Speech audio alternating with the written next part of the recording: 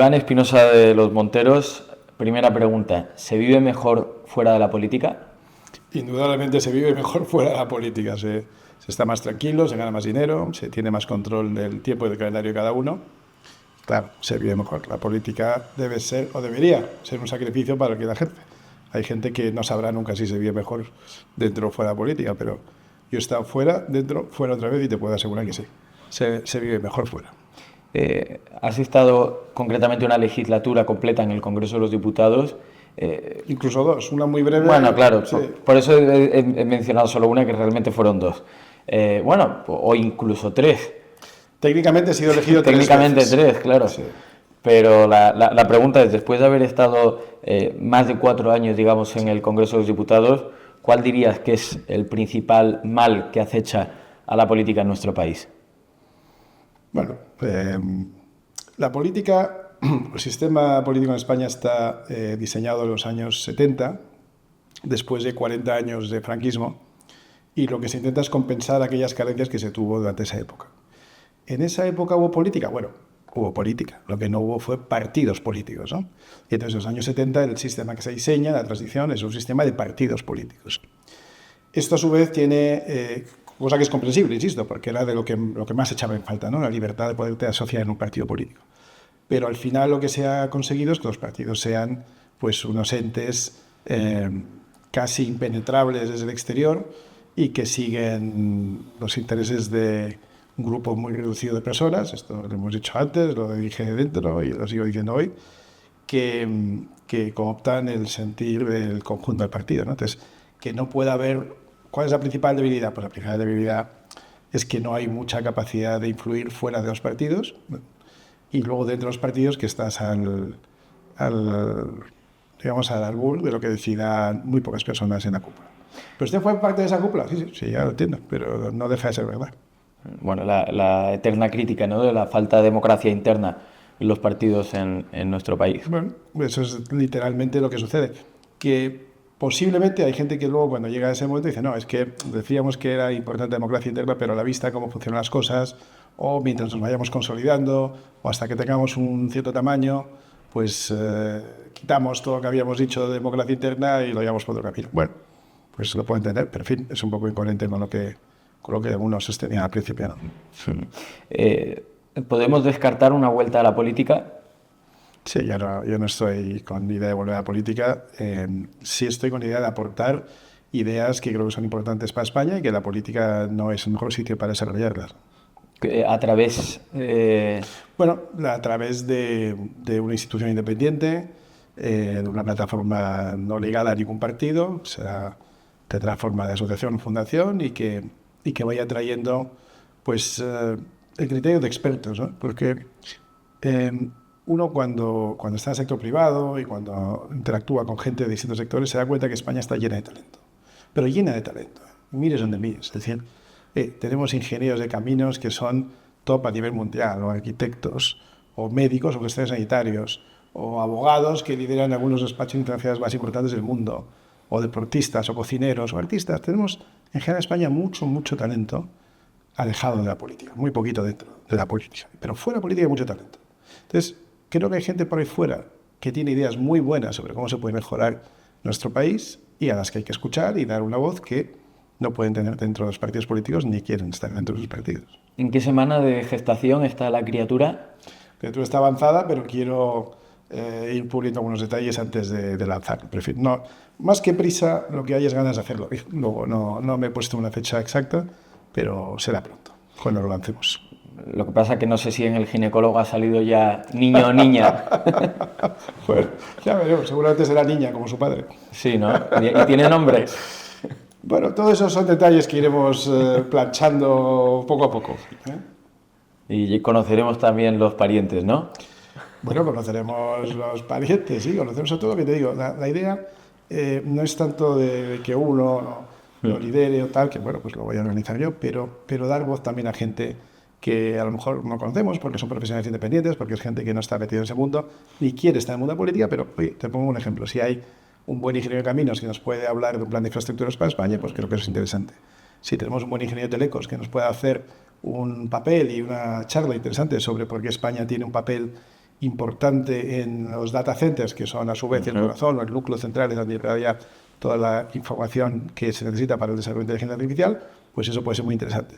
Si tenemos a un experto en defensa y política exterior, que a lo mejor es un exmilitar o a lo mejor es un analista internacional de prestigio y nos puede hablar del papel de España en el exterior, pues creo que todo eso es muy interesante. Pero toda esta gente no va a saber nunca política, no quieren y no deben probablemente estar en política porque, como digo, son expertos en su área, pero no se quieren comprometer con ningún partido ni vivir la vida de los partidos, que no siempre es agradable. Pero van a nutrir a la política, o pueden nutrir a la política. La idea es informar, ¿no? La idea es generar estados de opinión, presentar, como digo, papeles, transmitir las mejores ideas para España pensando en un largo plazo, ¿no? Pensando a 20 años. ¿Dónde debería estar? ¿Qué deberíamos estar haciendo hoy, en el 2025, para que en la España del 2045, 2050, vuelva a tener pues, unos visos de prosperidad, de crecimiento, de bienestar, de equilibrio, de importancia relativa en el mundo para nuestros hijos y para nuestros nietos, ¿no? Hay cosas que para que funcionen dentro de 25 años hay que empezar a hablar de ellas hoy. Pero cosas más variadas, ¿no? Yo creo que tenemos que hablar de natalidad, creo que tenemos que hablar de inmigración, creo que tenemos que hablar de vivienda, creo que tenemos que hablar de seguridad, creo que tenemos que hablar de ley y orden, de devolver la independencia de las instituciones. O sea, creo que hay muchos temas que no son necesariamente, o el enfoque no es necesariamente que hoy es día a día, pero que son importantes para España, ¿no? Bueno, se trata al final de construir un proyecto para España, ¿no? Eso es. Bueno, o de ayudar, o de aportar, ayudar a construir. O de dar ideas de cómo se puede construir un proyecto para España. ¿Cuáles serían los pilares básicos? Bueno, yo creo que todo tiene que partir de dos cosas, ¿no? El para qué y el cómo. ¿Para qué? Bueno, lo primero es que tenemos que recuperar un poco un cierto humanismo, ¿no? Es decir, volver a darle importancia a la dignidad de la persona, a la importancia a la familia. Desde luego hay que reconocer el papel de la nación, que ha estado muy desdibujado en los últimos años, ¿no? Y recordar que somos pues un conjunto de personas que viven en una nación con una historia común, con una lengua común, con una cultura común y luego, por supuesto, con riquezas culturales, idiomáticas, de ámbito local o regional, que son parte de nuestra riqueza nacional. Entonces, ¿el por qué? ¿Por qué? Pues porque somos un país con un enorme potencial y somos un país o una nación que lleva siglos de avatares, siglos de crecimiento y de cosas buenas, de cosas menos buenas, pero que tiene un futuro por delante que puede ser tremendamente enriquecedor para todos. Y el cómo, cuáles son los recursos que hay que poner para eso, ¿no? Entonces ahí hacer un análisis, pues lo que se llama análisis DAFO, ¿no? Debilidades, amenazas, fortalezas, oportunidades. Desde luego las debilidades y las amenazas que afrontamos yo creo que las vemos a diario en nuestros medios de comunicación y de nuestros partidos, eso está muy bien, pero yo creo que hay que hablar también de las fortalezas y las oportunidades que tenemos españoles. Como decía antes, pues tenemos gente tremendamente destacada en muchos ámbitos, ¿no? Pues eso ya es un primer recurso muy importante. Tenemos por posición geoestratégica también algunas ventajas, algunas amenazas por el hecho de estar cerca de África, por ejemplo, pero también algunas ventajas por el hecho de ser el país más occidental de Europa, después de Portugal, pero que nos conecta, por ejemplo, pues físicamente no solo con Europa y con el norte de África, sino también pues el país más cercano a las Américas, que eso tiene consecuencias, pues somos el país que tiene mejor conexión de cable submarino, tenemos un país con muy buena fibra óptica por dentro, pues eso nos puede posibilitar, por ejemplo, como decía antes, pues ser un país líder en data centers, pero eso también tiene unas implicaciones, hay que tener una estrategia dedicada a la creación de activos digitales y también de energía para nutrirlos. Bueno, pues todas estas cosas, el para qué y cómo, pues estas son cosas de las que tenemos que hablar, como digo, pensando de aquí a 25 o 30 años. O sea, ¿cuál sería ahora mismo el principal reto de nuestro país? El principal, sin duda, o sea, lo primero de todo es reinstaurar la ley y el orden, ¿no? Restaurar la ley en el sentido de devolver el prestigio y la independencia de las instituciones, que volvamos a poder confiar en nuestros tribunales, que la fiscalía no dependa del político, que las altas instituciones de la justicia sean verdaderamente independientes, que el Tribunal Constitucional no sea un arma política que resulte que acaba siendo un tribunal de casación de lo que ha hecho el Supremo, sino que sea exactamente aquello para lo que se diseñó, o incluso que pueda llegar a ser pues una sala del Supremo, pero que a su vez que restauremos todo aquello que se ha ido deteriorando en los últimos años del sanchismo y que posiblemente se nos va olvidando, porque cada noticia va tapando la anterior y lo que sucede es que vamos, digamos, desarrollando una resistencia al escándalo, ¿no? Ya no se escandaliza nada porque Llevamos unos años en los que los escándalos son mayúsculos y se van tapando unos a otros. Eso en cuanto a la ley. Y en cuanto a la orden, pues volver a restablecer las cosas normales que habíamos al presupuesto y que hemos ido perdiendo poco a poco, ¿no? Me parece un poco raro que una persona pueda ser detenida 60 veces y cada vez que se detiene salga por el otro lado de la comisaría o del juzgado, ¿no? Me parece un poco raro que una persona pueda entrar en tu casa y ocuparla y que la ley se ponga a proteger al ocupa. Me parece un poco raro que aquellos que vienen de manera ordenada de otros países siguiendo los trámites legales se vean postergados frente al que viene y salta la valla o comete la ilegalidad de exceder el tiempo para el que venía teóricamente con un visado de turismo y ya se queda aquí a vivir. A mí me parece un poco raro que estemos permitiendo que civilizaciones que son frontalmente opuestas a la nuestra nos invadan y hagan que nuestra convivencia sea prácticamente imposible. A mí me parece un poco raro que hayamos aceptado que nuestros barrios y nuestros pueblos se llenen de personas que ponen en jaque la seguridad y la tranquilidad de sus habitantes, vengan de donde vengan. Bueno, pues digo, lo primero es restablecer la ley y el orden. Y a partir de ahí, con seguridad física, con seguridad jurídica, con confianza en las instituciones, con todos esos valores democráticos que estamos perdiendo, a partir de aquí proyectar hace 20 años, como digo, identificando nuestras fortalezas, que las tenemos en el sector industrial, en el sector servicios, en turismo, en infraestructuras. Tenemos algunas debilidades también, pues tenemos que mejorar nuestro sistema educativo, nuestro sistema FP, nuestra conexión de ese sistema con el mundo laboral. Tenemos que repasar si estamos teniendo o estamos trabajando con el mejor marco fiscal, laboral, mercantil. Sí, hay muchos cambios que se pueden ir ejecutando y que pondrían a España en una trayectoria de crecimiento y de prosperidad para todos. ¿Sí? Sí, ahora volveremos sobre la cuestión doméstica, pero quiero hablar también de uno de los retos que tiene España, que es Europa, porque Europa al final es como el paraguas que se supone que nos protege, ¿no? a España. Y en este momento se está hablando mucho, ¿no? de un rearme en defensa de la relación con Estados Unidos, de la amenaza por el este. Lo primero que quería preguntarte es si estamos a tiempo de un rearme en defensa en Europa. Bueno, siempre estamos a tiempo y a la vez siempre llegamos 25 años tarde, ¿no? Porque el rearme no es algo, como te decía, a partir de mañana empezamos a fabricar tanques, ¿no? Así, lo que hoy tenemos, que es una falta de capacidad de defensa, es producto de lo que ha pasado en los últimos 25 años, ¿no? 25 años de entrega a las ideas más peregrinas que cuando lo miremos pasado un tiempo hacia atrás nos dirán, pero ¿cómo estuvimos tan locos, ¿no? ¿Cómo nos entregamos a aquella forma de marxismo cultural o de mundo woke o de todas esas barbaridades, ¿no? ¿En qué momento permitimos dejar de defendernos? ¿En qué momento dijimos que las fronteras pueden estar abiertas? ¿En qué momento pensamos que la seguridad interior y exterior no era importante? Pero se tardará 25 años si es que nos ponemos hoy en volver a tener una posición de relativa fuerza. Pero hay que empezar, aunque se tarde 25 años hay que empezar. En España en Europa, ¿no? Pero hemos desmontado nuestra capacidad con la industria de defensa. Aquí teníamos, pues no hace tanto, aquí fabricábamos aviones de combate completos, incluso los exportábamos, ¿no? La Fuerza Aérea Indonesia, por ejemplo raro, pues compraba aviones de los que fabricaba Casa. Hoy fabricamos el ala izquierda del Eurofighter, la izquierda con la derecha, la misma fábrica que teníamos donde se hacían aviones de combate completos, que serían mejores o peores, hoy se fabrica un ala, o sea, una parte de un avión. Y lo mismo podemos decir, nuestra capacidad de los astilleros, nuestra capacidad en Santa Bárbara, nuestra capacidad de crear armas, tanques, carros de combate, en fin.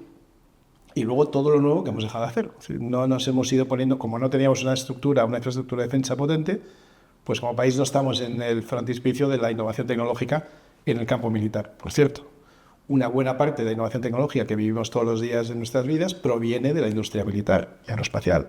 Desde el Wi-Fi al Bluetooth, la miniaturización, a todo tipo de tecnologías que aprovechamos día a día, provienen de investigación, en su caso, en su día, para el ámbito militar. Luego, además de la propia defensa de nuestra nación y de nuestros aliados, la industria de defensa sirve también para avanzar tecnológicamente en tecnologías que tienen muchas veces doble uso, civil y militar. Pues todo esto lo hemos dejado de lado.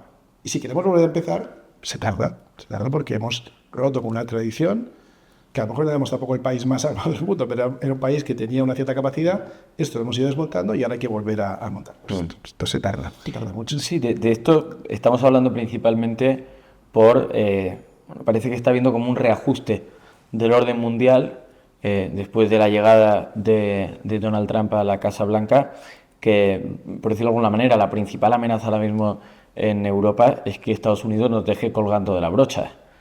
Entonces, yo no estoy seguro que esa sea la principal amenaza. bueno, pero es verdad Ese es que una ruptura de las relaciones entre Estados Unidos y Europa puede ser drástica para la Unión Europea. Sí, entiendo lo que dices, pero si esa es la amenaza que se tiene sobre nosotros, es solo porque nosotros hemos permitido que eso, el que nos dejen colgados o no, se convierta en una amenaza. Es decir, si nosotros hubiéramos hecho nuestra parte, si nosotros hubiéramos desarrollado nuestra propia capacidad en los últimos 20-25 años, no dependeríamos tanto de Estados Unidos. Lo que Trump viene diciendo, pero ya desde su legislatura anterior, o sea, hace 8 años, esto no es nuevo. Sí, que no quiere ser el sheriff de Europa. Bueno, y sobre todo creo que es el Paganini, ¿no? El mundo. Porque dice, oiga, aquí tenemos una alianza, ¿verdad? ¿Cómo se llama? OTAN. OTAN, muy bien. Usted es miembro de la OTAN, sí. ¿Cuál es su compromiso? Mi compromiso es invertir, la gente dice gastar, no, invertir el 2% de mi PIB en defensa. Entonces, con eso, contribuir de manera proporcional al tamaño de nuestro Estado o de nuestra nación a la alianza atlántica. Muy bien. ¿Cuánto gasta usted, España? El 1,1 haciendo trampas, porque metemos ahí gastos que no es exactamente defensa, temas de Guardia Civil. Bueno, bien, el 1,1. Y entonces Trump te mira a ti, o a Francia, o a Holanda, o a Alemania, o a Italia, y dices, pero bueno, y si habíamos dicho que ibas a invertir el 2, ¿por qué inviertes solo el 0,8, el 1,2, el 1,3? Y sobre todo, ¿por qué tengo yo que pagar más de lo que me corresponde para compensar lo que tú no estás haciendo? No, es que nosotros somos pacifistas, no, es que nosotros creemos que los mercados no deben cotizar compañías de armamento, no es que nosotros tenemos fondos woke o ESG que no pueden invertir en esto, no es que nosotros... Pues si ustedes no quieren invertir en defensa, si ustedes no quieren contribuir en su parte promocional, a mí no me pase la factura extra. Este es el concepto general del que se parte. Entonces tú dices, la amenaza es que Estados Unidos nos deje colgados de la brocha. Bueno, es que Estados Unidos lo que no quiere, y sobre todo ese presidente, es cubrir la parte de la factura que te corresponde a ti y que no estás cubriendo. Esto es como si sales a tomar unos pinchos y entonces dice, bueno, pues tocamos a 10 euros cada uno. Y tú dices, no, yo pongo solo 2. Y esto ya me lo cubres tú. Te lo cubro un año y otro año y una década y otra década. Y a un momento dice, ya no pago las facturas demás porque cada uno tiene que contribuir en su medida. No pretendemos que España pague lo mismo que Estados Unidos, pero cada uno tiene que contribuir en su medida. Ese es el punto del que se parte. Luego ya todo lo demás es mucho más complejo. ¿Qué balance podemos hacer primeros meses de Trump en su regreso a la Casa Blanca? Bueno, pues como siempre, ¿no? Hay claroscuros, hay cosas yo creo que extraordinariamente buenas, hay cosas que a mí me gustan menos, pero creo que si lo analizamos objetivamente, la realidad es que con las formas que te pueden gustar más o menos, a mí muchas veces me gustan menos, está cumpliendo con lo que prometió. Esto es una cosa innovadora, ¿no? Él dijo que iba a hacer ciertas cosas y ya se está haciendo desde el primer día. Entre las cosas extraordinarias, bueno, parece que la redimensión y sobre todo la reevaluación de en qué se gasta el dinero del Estado es una noticia extraordinaria y además creo que nos marca un camino que además hemos visto ya en la Argentina en Milei y que creo que es un camino que debemos transitar todos, reevaluar. De verdad hace falta, ayer te escuché en el debate o en el discurso de Estado-Nación hacer un repaso de gastos en los que incurría Estados Unidos, que la gente de eso se reía porque parecía prueba, pero eran gastos de evaluación de políticas de igualdad en las lagunas africanas, me estoy inventando, pero que eran cosas realmente absurdas, donde se estaban gastando docenas de millones de dólares, que si va sumando, pues llega a varios cientos de millones de dólares, ¿no? La motosierra. Hay que aplicar la motosierra, pero la motosierra es el sentido común. Es decir, hay que definir aquello para lo que sí está el Estado y dedicarle todos los recursos necesarios y todo aquello lo que el Estado no tiene que estar haciendo, dejarlo de hacer. Si es que es muy sencillo, ¿no? Pues creo que esto lo está haciendo muy bien. Creo que está haciendo muy bien lo que prometió de acabar con la agenda woke y decir, pues no, mire usted, si usted es un hombre genéticamente tal, competirá en deportes, pero ya está bien de que en el boxeo o en la natación o en el ciclismo los hombres estén compitiendo disfrazados de mujer. Es que eso no puede ser. No puede ser que haya cuartos de baño o vestuarios del hombre se metan con las mujeres porque se considera mujer. No puede ser que en las escuelas se estén enseñando a los niños cosas raras basadas en ideologías absolutamente atolondradas y absurdas, generando confusión en nuestros niños. Todo eso me parece muy bien. Y luego hay otras cosas pues, que son más discutibles. Podemos ahondar en ellas, ¿eh? Bueno, pues, está bastante claro, ¿no? Lo que está pasando con Ucrania, que es una cosa muy compleja. Yo veo gente que es que enseguida se enciende de un lado y del otro y tal. es una cosa compleja, pero yo creo que hay cosas que sí tenemos que decir una cosa, ¿no? No quiero ahondar mucho en la crítica, pero hombre, están negociando los términos en los que va a evolucionar una guerra delante de 40 periodistas durante una hora, pues me parece que no es la manera en la que se llega a acuerdos de paz, ¿no? Acusar siempre a la otra parte de que usted lo que quiere es la guerra. Yo no conozco a nadie que quiera la guerra, ¿no? Nadie desea la guerra, o quizá que lo inició, probablemente incluso ve la guerra como un medio para alcanzar un fin, pero no es que nadie desea la guerra. Usted no quiere la paz, todo el mundo quiere la paz, pero ¿en qué términos? Claro. ¿En qué términos? ¿A qué me va a costar lo que usted llama paz? Es un poco el mismo vocabulario de lo que se ha utilizado en España, ¿no? Con el tema de ETA. Hemos alcanzado la paz. Bueno, la paz no. Hemos alcanzado la sumisión, hemos alcanzado la entrega al mal, al terrorista, al que al final, utilizando las armas, ha conseguido sus objetivos. Y frente a eso, pues algunos pensábamos que no se podía ceder, ¿no? Y ahora resulta que te dicen que si estás en contra de la manera en que se hacen ciertas cosas, tú lo que quieres es la guerra, manda a tus hijos para allá, ve tú a la guerra. Pero yo creo que habrá algún punto intermedio, ¿no? No sé, porque mucha gente que dice eso antes decía otras cosas. Entonces, probablemente sea todo esto digno de un análisis más profundo. Hombre, lo que está claro es que hay un agresor, que es Putin, y hay un agredido, que es Zelensky. Eso es lo primero que hay que establecer y que es bastante claro, ¿no? Lo segundo que hay que entender es que eso es una agresión, por supuesto, física, pero es una agresión también a la soberanía de una nación independiente. No, es que esto fue antes parte de otra. Sí, ya lo entiendo, pero la historia evoluciona y si permitimos que evolucione a base de invasiones y vamos por el camino del apaciguamiento a cualquier coste y permitimos que una persona vaya invadiendo país tras país en Europa, pues a lo mejor se repite la historia, porque esto ya lo hemos visto no hace mucho tiempo, ¿no? Hace 80 años hemos visto algo parecido y también se decía, no, la paz, bueno, la paz, ¿a qué coste? Claro. ¿La paz a cambio de qué?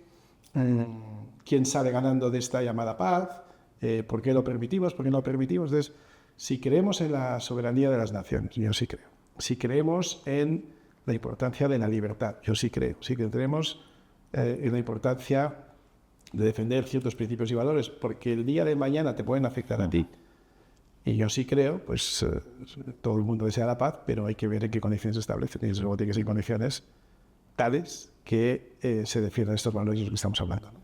Pasa que lo que nos llega al otro lado del Atlántico, pues nos preocupa. Es decir, estamos viendo que se le llama dictador a Zelensky, que hombre, pues es evidente que en el contexto de guerra y de invasión de Rusia en Ucrania, pues quizás no es lo más propicio celebrar unas elecciones, pero tampoco hay mucha duda de que Zelensky fue elegido democráticamente. Se está retirando toda ayuda militar a Ucrania, se está incluso planteando un levantamiento paulatino de las sanciones a Rusia. Entonces, claro. Todo eso es indudable. Pero también te digo que cuando se ha producido algo parecido en Venezuela, pues Europa no ha hecho nada, porque lo coge muy lejos. Yo recuerdo haber estado en el Departamento de Estado hace unos años, no gobernaba Sánchez, gobernaba Rajoy. Y el Departamento de Estado norteamericano nos dijeron que España no es un socio fiable, porque hemos podido hacer más en Venezuela, pero no lo queríamos hacer solos, queríamos la contribución de Europa. No queríamos que Europa necesariamente liderara, pero sí que Europa apoyara ideas que teníamos y que se podían haber ejecutado. Y en eso España tenía un papel. Tenía un papel pues por lazos históricos, por motivos culturales, y España no es un país fiable. Y cuando tenemos la situación inversa, son situaciones distintas, pero de alguna manera comparables, lo que estamos diciendo es que Estados Unidos nos deja tirados. Bueno, oiga, es que si usted no lidera en su propio campo, si usted lidera la respuesta en su trastienda, porque estamos hablando de Europa, Estados Unidos podrá contribuir, podrá ayudar, podrá apoyar, que es lo que nos pedían a nosotros en el caso de situaciones que se daban en Hispanoamérica y que no hicimos. Pero por lo menos hay que liderar, por lo menos hay que tomar la iniciativa. Entonces, depender de una fuerza al otro lado del Atlántico para defender lo que está pasando en la trastienda de Europa, quizás si fuéramos nosotros como europeos los que diéramos la respuesta y luego pidiéramos ayuda, pues se podría dar, pero la manera inversa es muy difícil, ¿no? Lo que pasa que es verdad que Estados Unidos y concretamente el Partido Republicano rompe con una tradición histórica. O sea, no hay que irse muy lejos para recordar lo que fue Reagan en la Guerra Fría y lo que fue Estados Unidos en la lucha contra el comunismo y en la lucha de los anhelos imperialistas de Rusia, ¿no?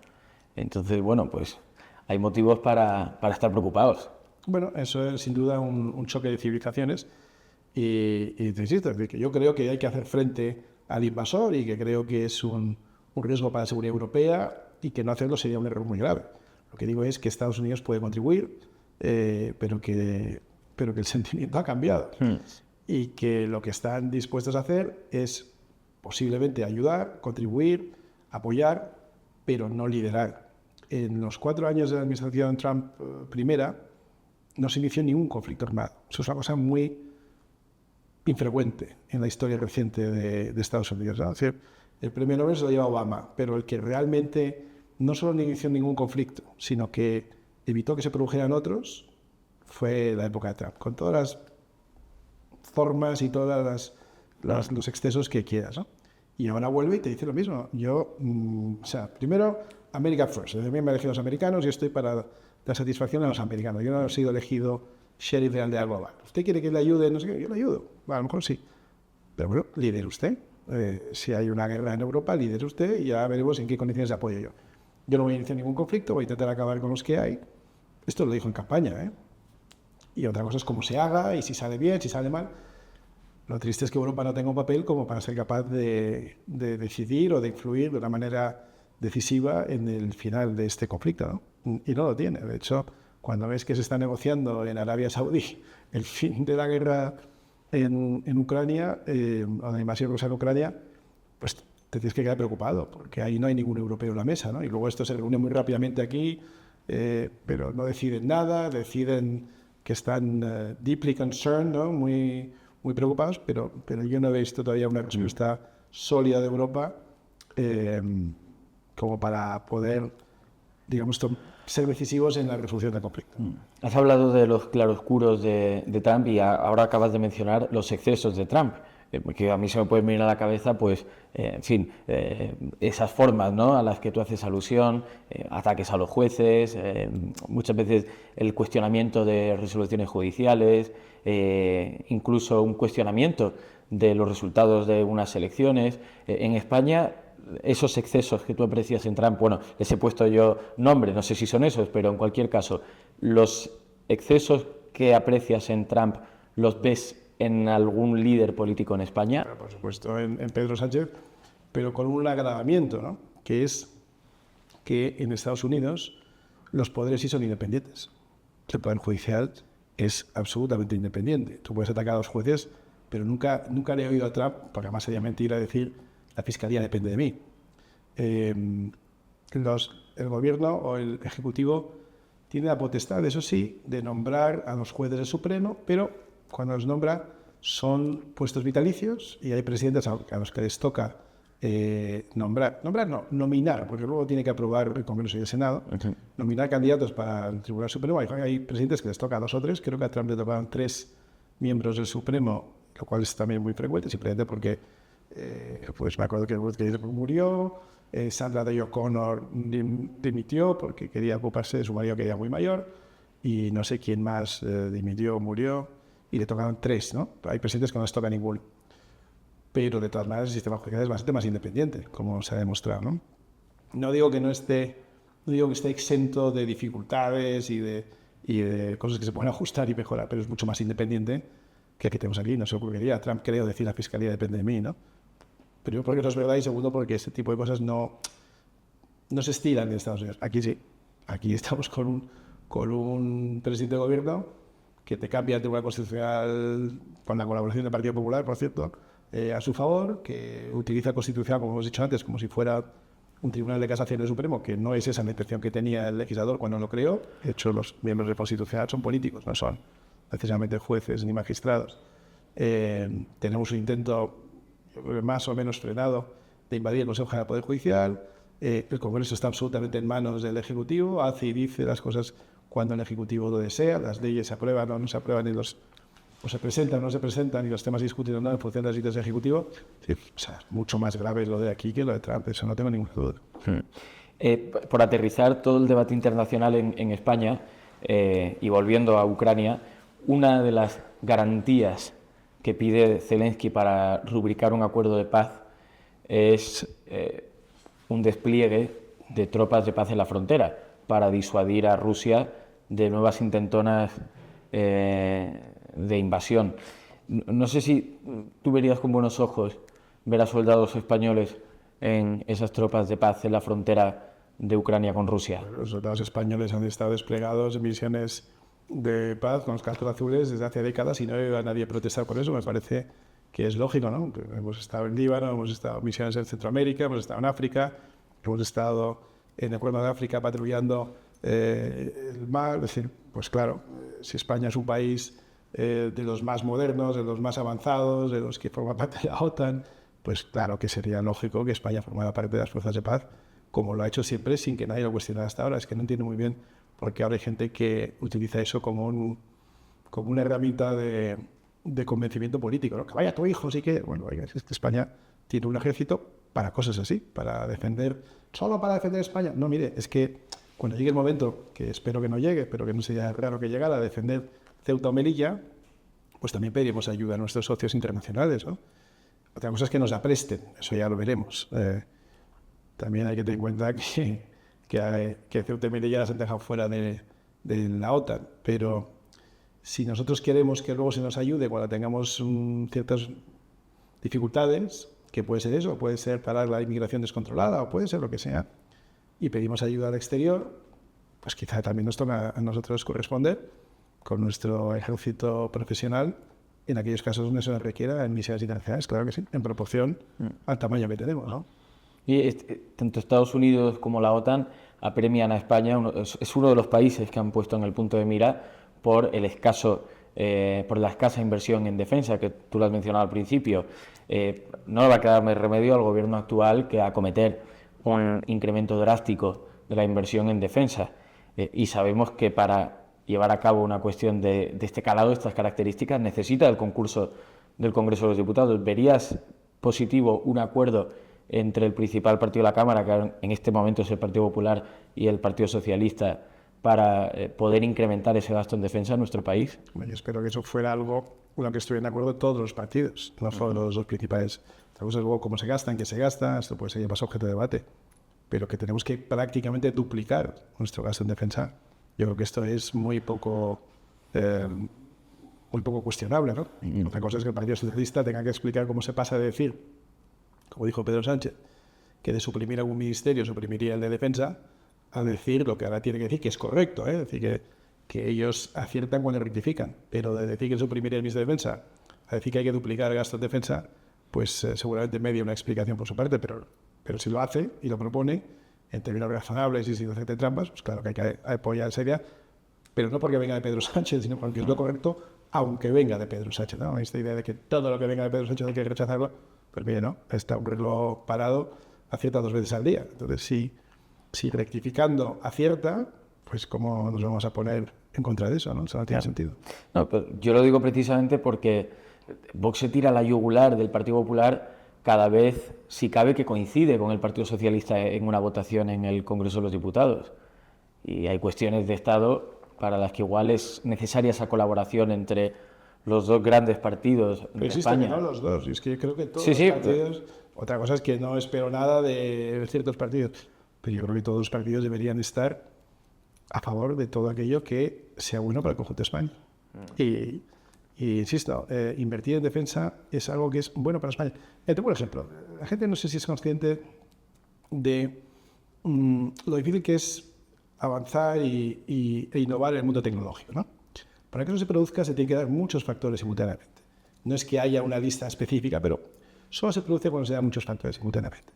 El nacimiento de Silicon Valley, por ejemplo, se produce en un lugar pues, que no era fácilmente previsible que fuera a ser ahí, pero se produce ahí por una serie de motivos. Primero, porque hay un ambiente en la California de los años 50, que es donde arranca de verdad, hay un ambiente de una cierta laxitud, donde se permite a la gente probar cosas, donde se permite probar y fallar, hay un ambiente cultural, social, proclive a probar cosas nuevas, de todo tipo, cosas buenas y cosas malas, también cosas malas como las drogas, pero cosas buenas como ir probando distintos desarrollos tecnológicos. Segundo, hay también un ambiente generalmente favorable a la innovación tecnológica de la época. ¿Por qué? Pues porque hay unas universidades donde esto se fomenta, como puede ser Stanford o como puede ser otras universidades politécnicas en el mundo. Había un Stanford. Tercero, se produce no sé si es casualidad, pero la circunstancia de que hay un gran demandante de tecnología en la zona. Y ese gran demandante de tecnología en la zona es la flota americana que está en el Pacífico y que está muy cerca en California para cubrir todas sus misiones del Pacífico. Y esas grandes inversiones en infraestructuras militares, esos grandes puertos que contienen submarinos y todo tipo de barcos y buques militares requieren tecnología, pues será de radares, será de aproximaciones, será de balística, y requieren tecnología que, como hemos dicho antes, se desarrolla inicialmente para el uso civil, o mejor dicho, inicialmente para el uso militar y que luego se puede pasar al uso civil.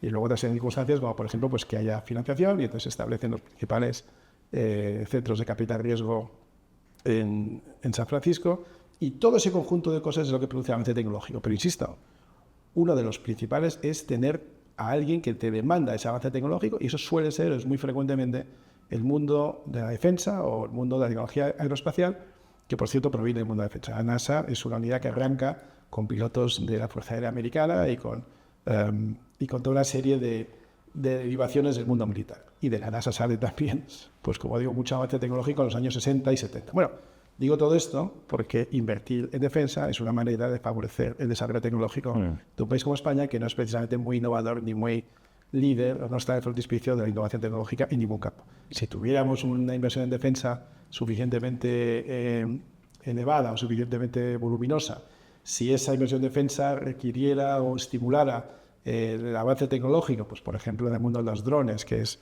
algo en lo que se está avanzando mucho, o en el mundo del satélite, o en el mundo de la tecnología aplicada en nuestros aviones o en nuestros submarinos o portaaviones, digo nuestros, tenemos muchos, pero bueno.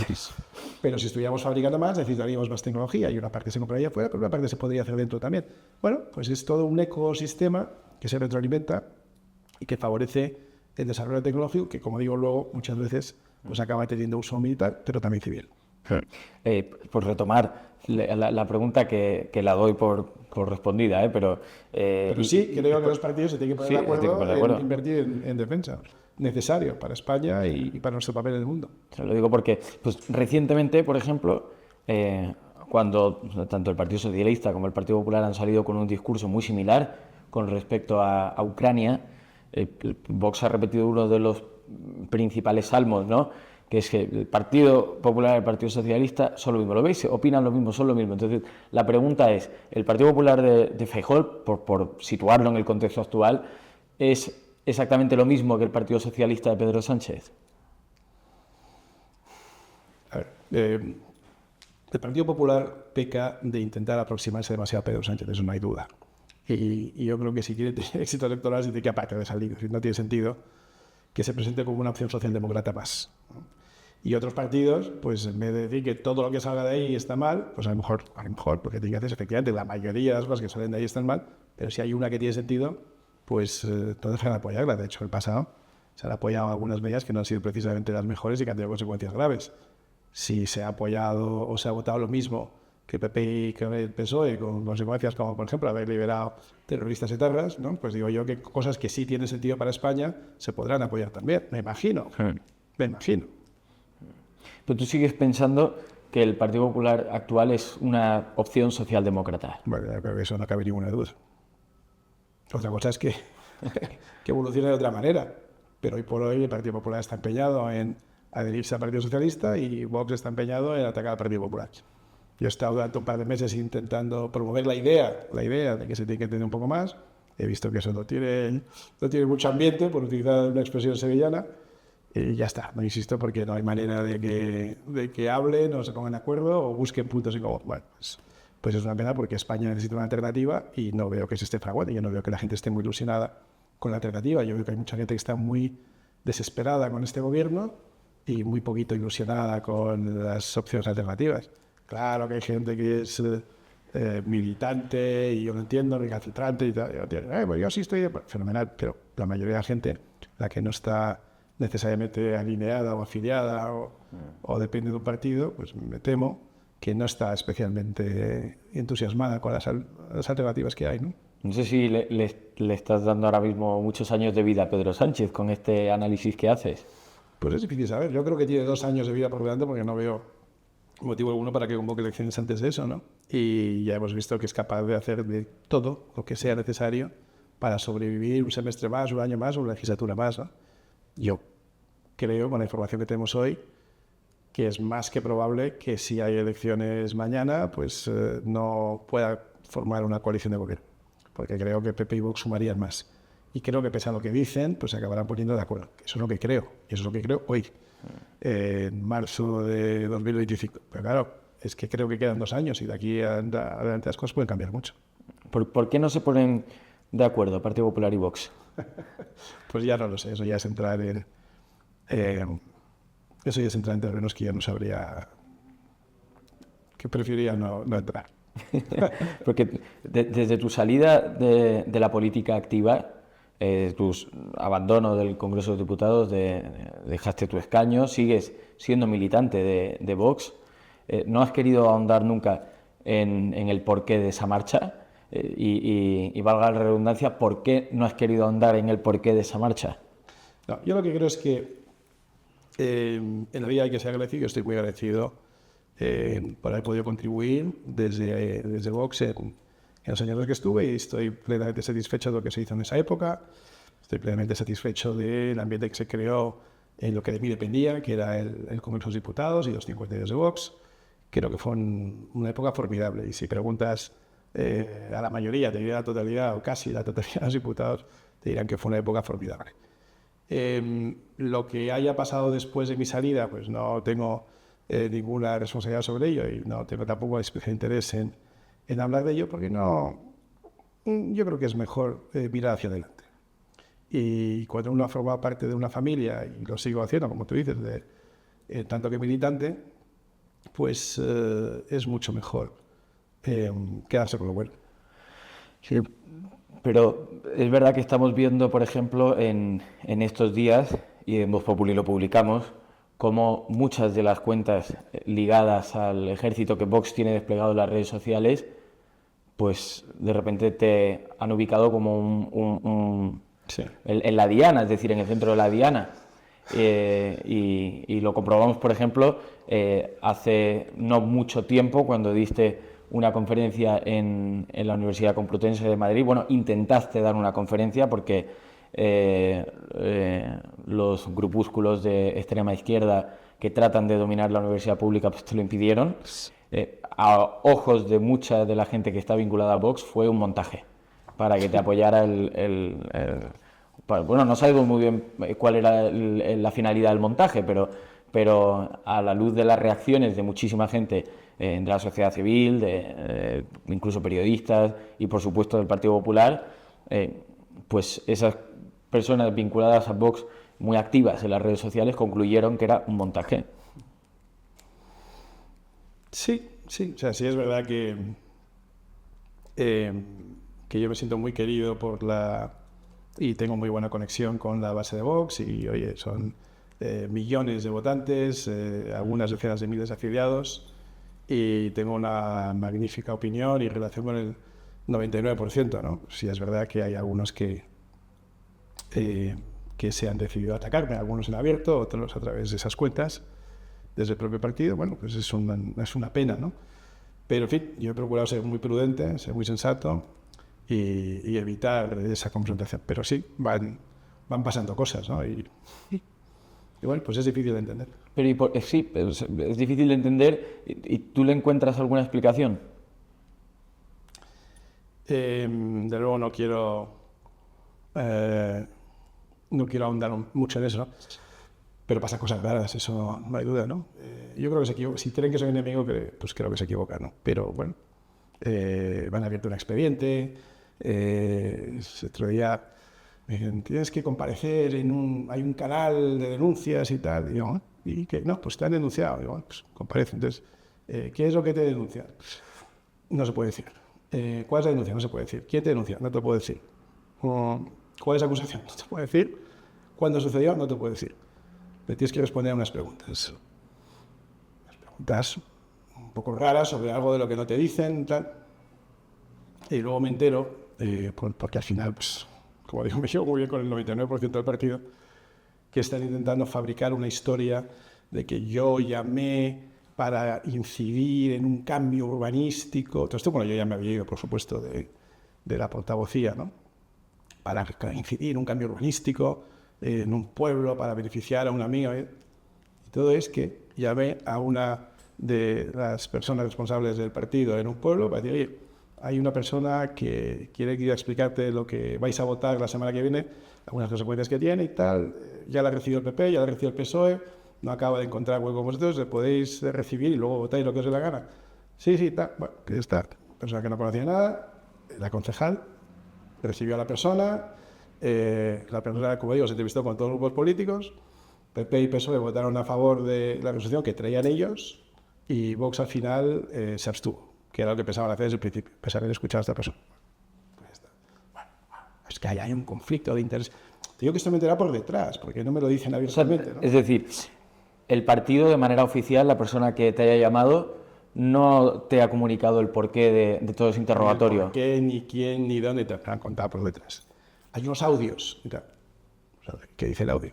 Pues el audio de la concejala que es que Iván le ha llamado. Pues claro, le llama. He dicho, oye, pues recibe a este señor y escucharle y hacer lo que te parezca. Sí.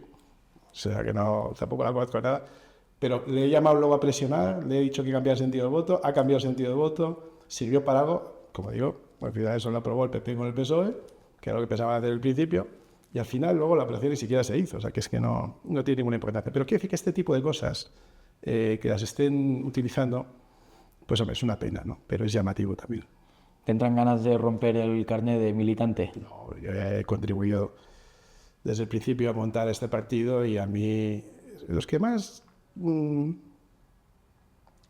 Escucho que a veces los más intensos son los que nunca estuvieron ahí desde el principio, los que han llegado más tarde, los que tienen que ganarse el favor de sus mayores, ¿no? Los que quieren demostrar pues casi la fe del converso, ¿no? Que es la más intensa. Pero claro, es que este partido yo he contribuido a fundarlo. Me pueden gustar unas cosas más y otras menos, pero yo me voy a ir si quieren echarme. Y si se quieren inventar cosas de ello, que me echen, ¿no? Pero yo no voy a ir. ¿Tú conservas amistad y relación con muchas de las personas que en su día formaron parte del proyecto? Con muchísimas, claro. Bueno, tampoco éramos muchísimos, ¿eh? La verdad, bueno, muy poquitos. algunas de ellas, claro. Pero claro, sí, yo me llevo bien con casi todo el mundo. El otro día te veía lamentarte de la salida de las redes sociales de Contreras, creo que era, ¿no? No, era Rossetti, el que fue diputado. Mira, lo que... General, ¿qué cargo tenía? ¿Qué rango tenía en la Marina, ¿no? En la Armada. Es general de Infantería Marina. Eso es, general de Infantería Marina. Y fue diputado nuestro, claro. Sí, diputado por Cádiz, una persona muy comprometida con el partido en Cádiz, que no era una provincia especialmente fácil cuando empezamos, lo digo porque me he pateado bastante, y donde llegamos a tener 2 diputados, además los 2 extraordinarios. En general los 52 eran todos muy buenos. Y como digo, pues claro que tengo relación con prácticamente todos y mucho cariño y mucho agradecimiento por el trabajo que hicieron, porque fue realmente una legislatura muy difícil, en la que pasamos muchas cosas muy duras. Mucha gente pasó cosas duras con el COVID y todo eso, nosotros también, pero aparte esa sensación de estar ahí arrinconados por todos los demás partidos, acechados por los demás partidos, teniendo que aguantar enorme tensión, con Bildu venido arriba como socio del gobierno. Oye, eso fue una época muy dura y de enorme cohesión interna, ¿no? Y por eso les tengo muchísimo cariño a todos. Rossetti, el general Agustín Rossetti, pues ha sido un activo muy importante para este partido, como Curro Contreras, el que tú hablabas, como Rubén Manso, como Víctor Sánchez Real, como Víctor González, como muchos de los que siguen y muchos de los que se han ido, ¿no? Yo tengo mucho cariño a los que siguen y a los que se han ido. El problema es que no siempre se trata bien, y eso yo creo que hay que... Bueno, no siempre se trata bien a que ya no está. Y eso a veces define una organización. ¿Queda algún liberal en Vox? No creo que haya nadie que se defina a sí mismo como liberal. El Vox no le convendría mucho, me parece. y ya por cerrar el círculo, que pues hemos visto cómo Vox no solo se ha integrado en un grupo en el Parlamento Europeo, sino que encima Santiago Abascal preside ese grupo, es el grupo de Patriots, que es la tercera fuerza dentro de la Eurocámara, donde están representantes de formaciones como el Frente Nacional de Le Pen o el partido de Víctor Orbán.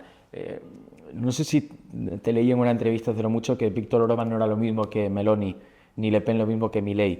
Entonces me gustaría acabar con las diferencias. Bueno, pues Le Pen es una estatalista, Milei es un liberal, un libertario que va mucho más allá de ser un estatalista, ¿no? Le Pen tiene algunas virtudes, creo que ha acertado muy pronto en el diagnóstico, que si le hubiera hecho caso pues en temas de inmigración, de seguridad, pues a Francia le hubiera ido mucho mejor, pero no es comparable de ninguna manera de ninguna manera, ni en el ámbito económico, ni en el ámbito moral, de defensa de la vida, en fin, hay muchos aspectos en los que no es comparable a Milei. Milei es un libertario en lo económico y es un conservador en lo social, que eso es lo que éramos nosotros, ¿no? Meloni a mí me parece que es la gran esperanza de la derecha en Europa. Me parece que es una persona y una lideresa que ha demostrado una gran capacidad, que está siendo, pese a toda la resistencia inicial que hubo, se está reconociendo su trabajo tanto en Italia como en el conjunto de Europa, y me parece que es la lideresa más importante y más interesante de la derecha europea en este momento. ¿Descolgarás el teléfono si te llaman Partido Popular y Vox en un futuro con tu think tank para pedirte ideas, para pedirte...? Bueno, claro. El think tank lo que tiene como propósito es difundir estas ideas para todo el mundo, y ojalá estas ideas las recojan, las asuman, las hagan propias todos los partidos que piensen que este rango de ideas, como digo, liberal, conservador, pero sobre todo mirando hacia adelante con optimismo y con un espíritu reformista y de un poco disruptivo, ¿no? De proponer cosas que sean un poco diferentes pero factibles, de las que cosas que dependan de la voluntad política, ojalá las asuman y las hagan suyas. Esa es la idea. Para eso lo hacemos, para eso lo haremos. Y si en un hipotético futuro Partido Popular y Vox tuvieran que entenderse para darle a España un gobierno de cambio y te llamaran... Espero que eso bueno, iba a decir...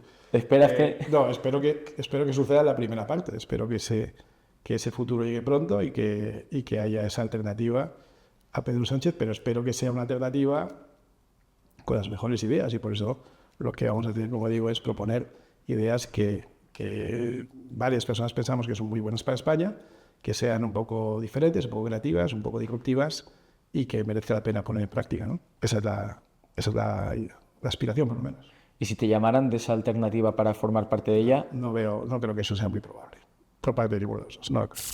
Muchas gracias, Muchas Iván. gracias.